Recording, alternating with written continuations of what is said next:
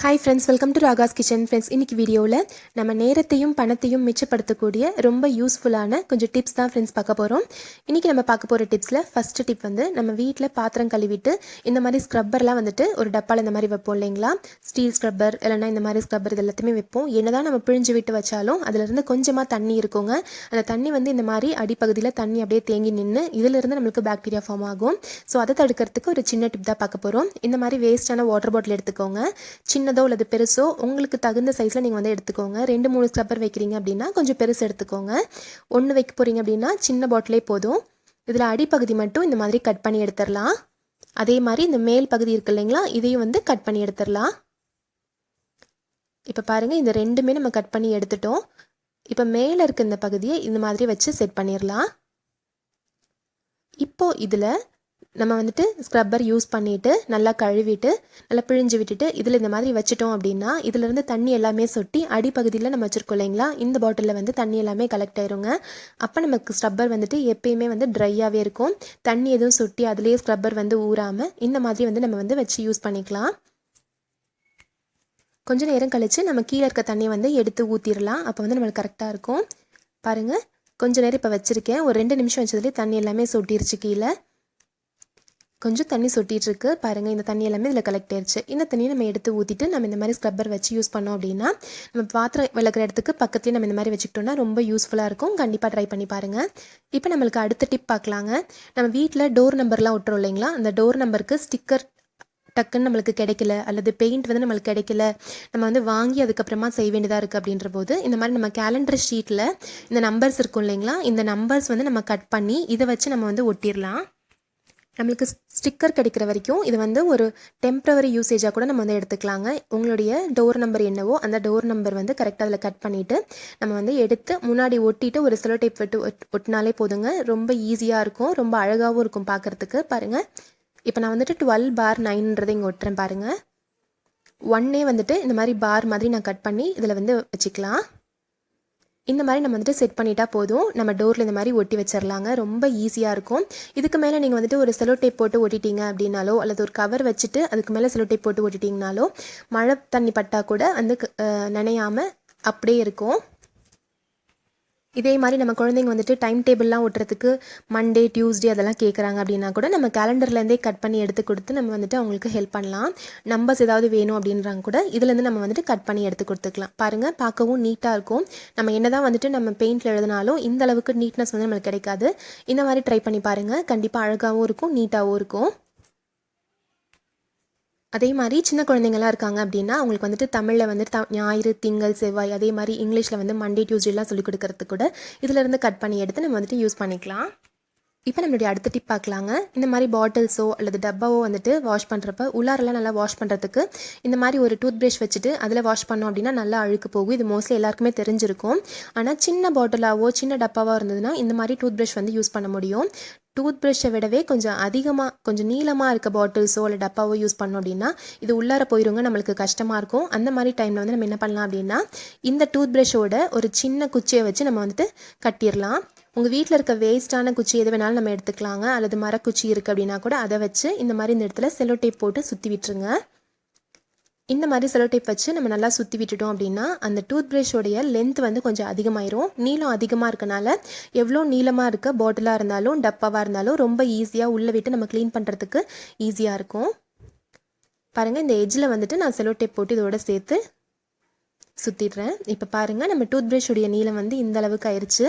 So நீளமாக இருக்க பாட்டிலில் கூட ஈஸியாக வந்து உள்ளே இந்த மாதிரி டூத் ப்ரஷ் விட்டு வாஷ் பண்ணி எடுத்துக்கலாம். கண்டிப்பாக அந்த ட்ரிக் வந்து ட்ரை பண்ணி பாருங்கள், உங்களுக்கு ரொம்ப யூஸ்ஃபுல்லாக இருக்கும். நார்மலாக நம்ம ஸ்க்ரப்பர் இதெல்லாம் மாற்றும் போதும் இந்த டூத் ப்ரஷ் வந்து நம்ம புது ப்ரஷ்ஷே வந்துட்டு ஒவ்வொரு மந்த்தும் நம்ம வந்து இந்த மாதிரி வாஷ் பண்ணுறதுக்குன்னே எடுத்துக்கலாம். கரெக்டாக இருக்கும். லென்த்தான ஒரு ப்ரஷ் வந்து ரொம்ப ஈஸியாக நம்ம ரெடி பண்ணிடலாம். இப்போ நம்மளுடைய அடுத்த டிப் பார்க்கலாங்க. நம்ம நார்மலாகவே எப்போயுமே நம்ம வீட்டில் வந்து டீ வைப்போம். டீ வைக்கும்போது டீ வந்து வடிகட்டிட்டு அந்த டீ பவுடரை வந்து நம்ம தூக்கி போட்டுருவோம். அந்த மாதிரி தூக்கி போடாமல் அந்த டீ பவுடரை நல்லா கழுவிடுங்க. அதாவது தண்ணி ஊற்றி நல்லா அதில் இருக்க அந்த பால் இருக்குது இல்லைங்களா, அது எல்லாத்தையுமே நல்லா கழுவிட்டு இந்த மாதிரி ஒரு பிளேட்டில் போட்டு இதை வந்து நல்லா ஆற விட்டுருங்க. இந்த மாதிரி கையில் கொஞ்சம் கூட ஒட்டாமல் ஈரத்தன்மை இல்லாத மாதிரி இந்த யூஸ்டு டீ பவுடரை வந்து எடுத்து வச்சுக்கோங்க.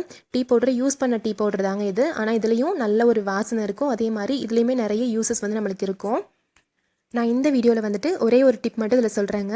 இதை வச்சு நம்மளுக்கு நிறைய டிப்ஸ் இருக்குது, நிறைய விஷயத்துக்கு வந்து நம்ம யூஸ் பண்ணலாம். ஆனாலும் இதை வந்து பேட் ஸ்மெல் எடுக்கிறதுக்கு ரொம்ப ஹெல்ப்ஃபுல்லாக இருக்கக்கூடிய ஒரு டிப் வந்து இதில் இருக்குங்க. இந்த மாதிரி துணிப்பை வந்து நம்மளுக்கு நிறைய இடத்துல இப்போ வந்து கிடைக்குது. நம்ம வீட்டில் ஏதாவது வாங்கினா கூட இந்த மாதிரி துணிப்பை தான் கொடுக்குறாங்க. இதிலேருந்து ஒரு சின்ன பீஸ் மட்டும் நம்ம கட் பண்ணி எடுத்துக்கலாம்.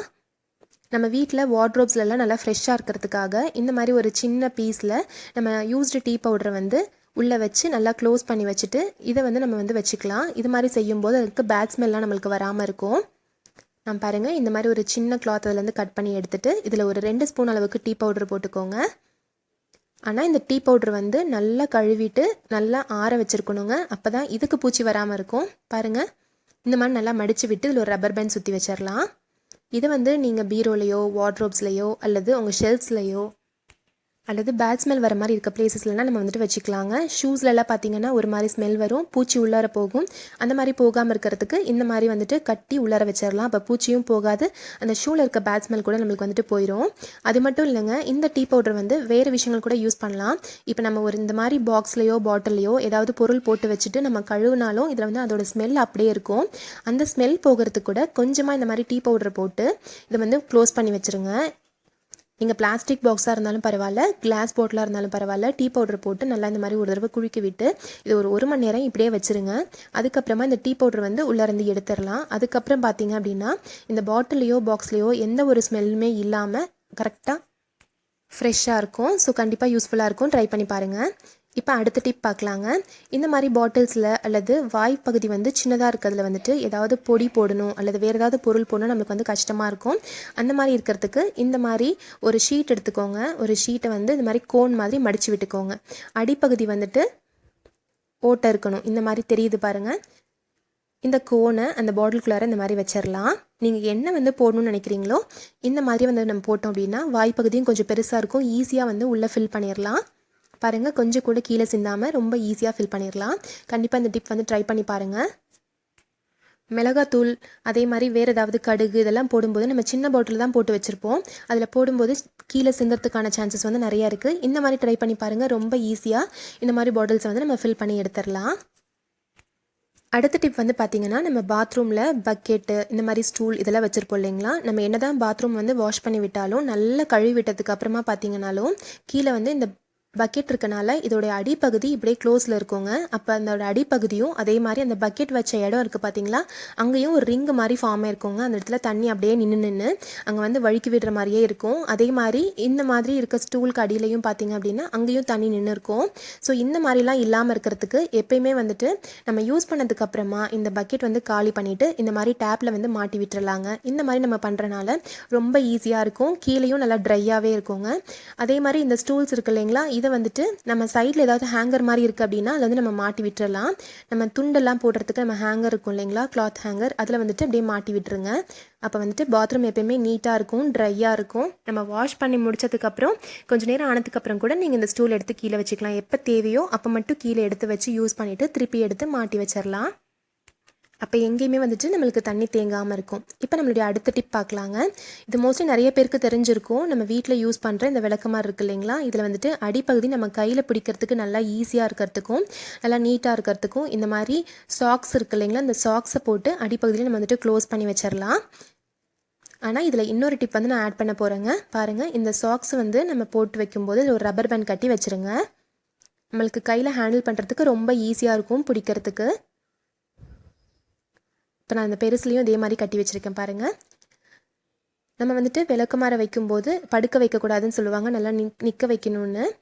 இப்போ கீழே இதை வைக்கும்போது இதில் வந்துட்டு பூச்சி போகிறதுக்கு சான்சஸ் அதிகமாக இருக்குங்க. அதனால் இந்த சாக்ஸ்குள்ளார இந்த மாதிரி நாப்தலின் பால்ஸ் இருக்கு இல்லைங்களா, பூச்சி உருண்டை, அதை வந்து ஒரு 2 உருண்டை போட்டு இந்த மாதிரி ரப்பர் பேண்ட்குள்ளார போட்டு வச்சுருங்க. அப்போது இந்த விளக்குமாறுக்கிட்ட பூச்சி எதுவும் போகாமல் இருக்கிறதுக்கு நம்மளுக்கு ரொம்ப யூஸ்ஃபுல்லாக இருக்கும். எந்த ஒரு பூச்சியும் இதுக்குள்ளார போகாமல் இருக்கும். பாருங்கள், இந்த மாதிரி போட்டு வச்சாச்சு. நம்ம வந்து இந்த மாதிரி தான் நிற்க வைப்போம். அப்போ அடிப்பகுதியில் எந்த ஒரு பூச்சியும் என்ட்ராகாமல் இருக்கும். ஸோ கண்டிப்பாக அந்த டிப்ஸ் எல்லாமே ட்ரை பண்ணி பாருங்கள் ஃப்ரெண்ட்ஸ். உங்களுக்கு ரொம்ப பிடிச்சிருக்கும்னு நினைக்கிறேன். இந்த வீடியோ உங்களுக்கு பிடிச்சிருந்துச்சுன்னா நம்ம சேனல் ராகாஸ் கிச்சனில் ஒரு லைக் கொடுங்க. ஃப்ரெண்ட்ஸ் கூட இந்த வீடியோவை ஷேர் பண்ணிக்கோங்க, சப்ஸ்கிரைப் பண்ணி வச்சுக்கோங்க. தேங்க்யூ.